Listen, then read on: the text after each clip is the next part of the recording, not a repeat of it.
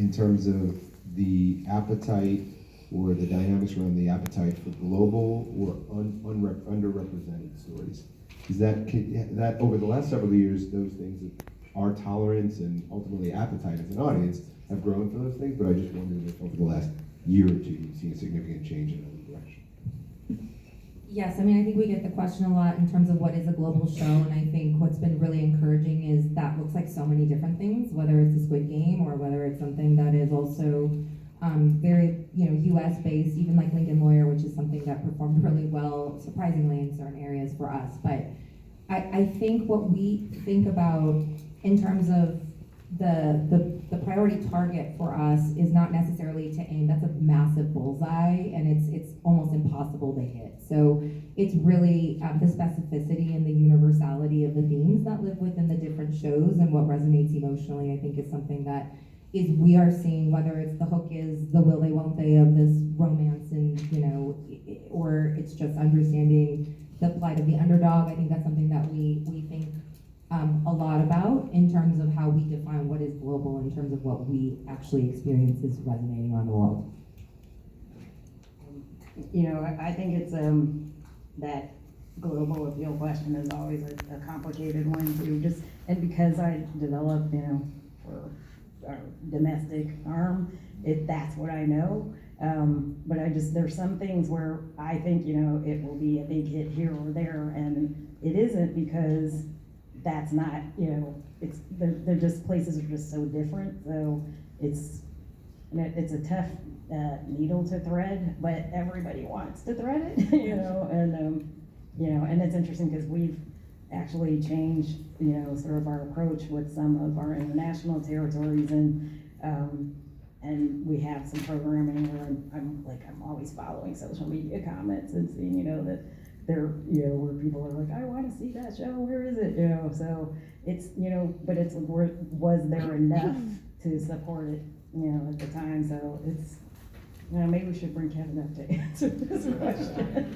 He will know that. The other part of your question was in terms of representation? Yeah, the underrepresented population. Yeah, and I think what's been exciting, it's not just at Netflix, but across the board in terms of the shows that we're seeing are working. I think we're defying a lot of the conventions of the way we believe people enjoy television, and just, once upon a time we thought if you live in Ohio, you don't want to watch a show where that's, subtitled and set in Japan.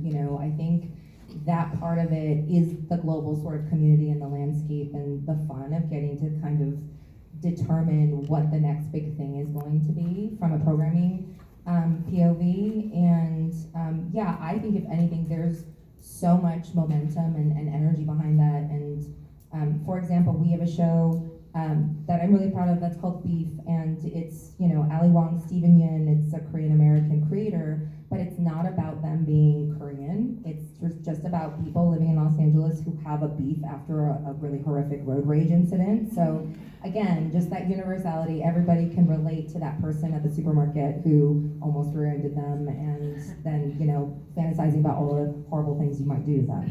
So I would add to that, end of the day, what's the foundation of a story is it's always universe. What you really dig into, it's family dysfunction, it's love, it's wanting to feel empowered, it's all of that.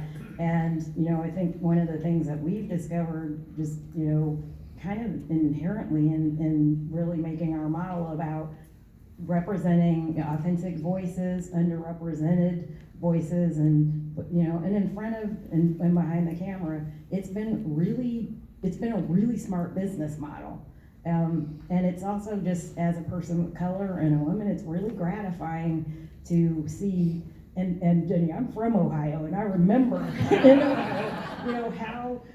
how segregated people were, how segregated their knowledge of other people was, and to just see now that there's just so much exposure, in the generations that are coming up, they will have never known anything else, and so there is just such an incredible opportunity to reach global audiences and domestic audiences with stories about people that, they didn't know, but they want to know, and they can relate. They can relate to what the desires of those characters are. In these past couple of years, how have you seen the pipeline growing for those diverse creators?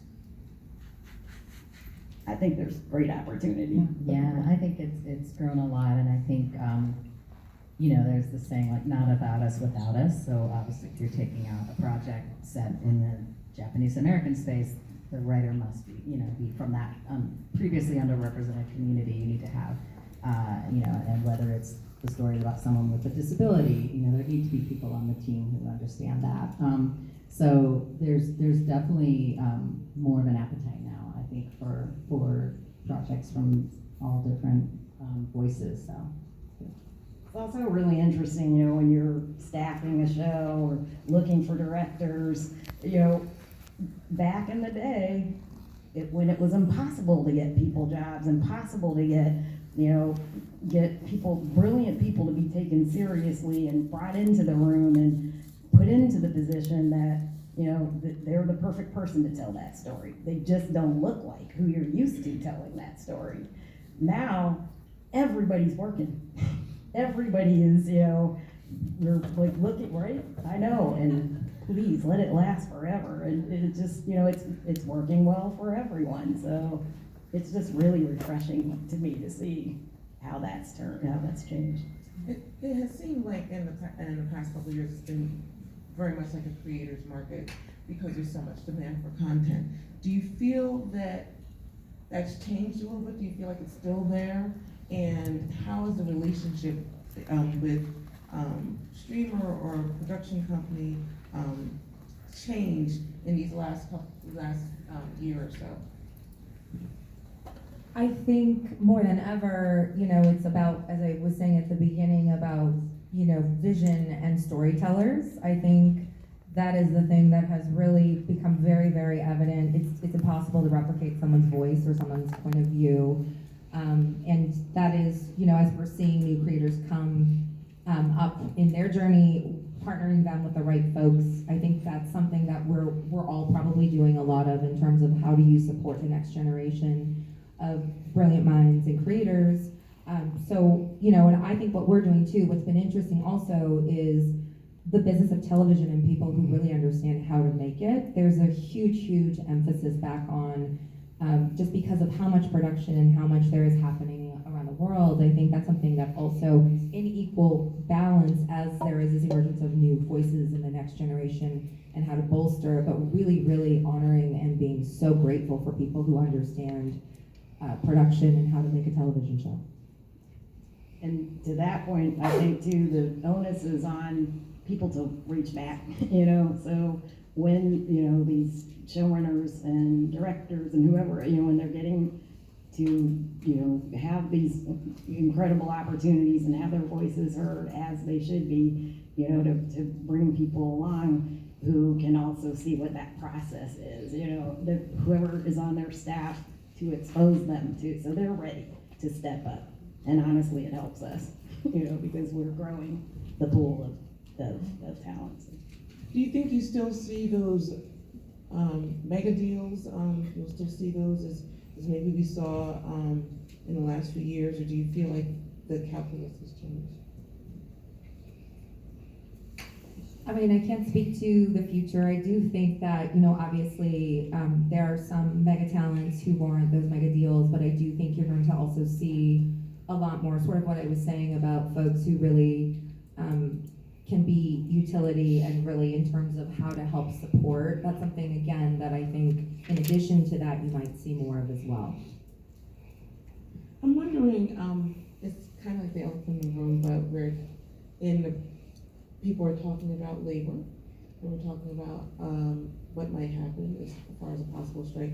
What are your thoughts on what could happen with the WGA and how that might affect what we see as far as content and so forth? Everyone shifted in their chair. I'm also shifting. I mean, I who knows what's going to happen in May. Obviously, just like anybody else, I think we are all exploring the different possibilities and making sure we have different options to make sure that we're able to continue to work forward as much as we can. Yeah, I agree. I mean, I've never seen our writers so determined to get it all done, by May 1st. And you know, there's only so much we can manage, so just hoping for the best. Okay. We've also talked a little bit about engagement. I'm wondering if you're seeing, we've seen like the binge model, we see the week to week, and how do you determine what's best for what show? It's a really good question. We get this one a lot. I think we are very thoughtful about this. I do also think everybody inherently understands, you know, in terms of Netflix, given how much we're programming in terms of variety, you have lots of different options. So I think we are trying to communicate very clearly, very early on to you whether this ride is for you. So I do think that that's something that really is representative of the way that our shows are sort of presenting themselves, at least in the earlier episodes. And I'm not really involved in that lane of it. But, you know, I guess I would just say, you know, the network has to think about what kind of model makes sense, you know, for, especially if they're a subscriber-based network, for retention. So, you know, sometimes it makes sense to be able to pair a show with another show and have it piggybacking, you know, off of another show. And in those cases, sometimes that binge model, if that's what you're asking, right, doesn't make good business sense. I know people get frustrated, but people will wait. When they love a show, I wait till the next week, you know, for that next episode. So. And I was just going to say, to your point, it's been interesting to watch, and this is maybe more as an observer, industry observer, the continued strength of resurgence of what we used to call appointment viewing. Though, like, that every week drop, for me as a consumer, but also when I look at the research and when I threaten to relapse into content for myself, you know, it's super interesting how it's really held up with some shows. I mean, as a consumer, I enjoy lots of different, I appreciate the All at Once. I'm also there with you all with White Lotus season 2. You know, The show I was thinking of. yeah, so it's, you know, I understand, again, everybody's idea of a good time, and sometimes, you know, depending on the night, it's different. I mean, I don't know anyone in the room that didn't want to go to Sicily. So I'm very excited. I went for my honeymoon. Oh, wow. Yeah. Okay. That hotel, ridiculous. What do you think has been the biggest change over the last year that you've had to grapple with that has had maybe the most effect on the business? I can speak from participants, as we function like a studio, and it's hard for studios, you know, just to get the studio positioning with the streamers. So we're having to get creative about how to make deals, particularly if it's our own IP, because we've made 120 films, and so some of those I'm looking at developing into series, and so that's been a challenge. I mean, there are different ways to get around it, but at the end of the day, everyone wants to own the content, to have that in their library, and that's obviously a big challenge domestically. I think for us, I mean, there's so many things that have shifted. I think what's been interesting is, I'll just speak from, you know, in terms of a buyer, I think everyone saw and will continue to see a lot of limiteds, and that's a big business, and it's thriving. But I think, again, what there's a longing for, and what feels like it's missing is the ongoing series. I think that's something that you're seeing a lot of focus and excitement about across the board. And again, like shows that feel like organically they're meant to go, you know, multiple seasons. Ozark went away, we miss that show every day, we love it so much. But again, it just was a show that felt like it had legs and longevity. Just jumping on that, do you feel like there are limited shows that have that multiple series, multiple season arc? I feel like we've seen a lot of shows that are very powerful, but maybe it's 2 seasons, maybe it's 3 at the most. What do you see as far as like having like the Stranger Things that go on? I mean, we really listen to what the audience wants, and they tell us, you know, how much more of the show that they want. And also, sometimes creators are like, I wanna go out with a bang. I have a vision, it's 3 seasons, and we're gonna finish like this, and I've known this since the day I sold this show to you.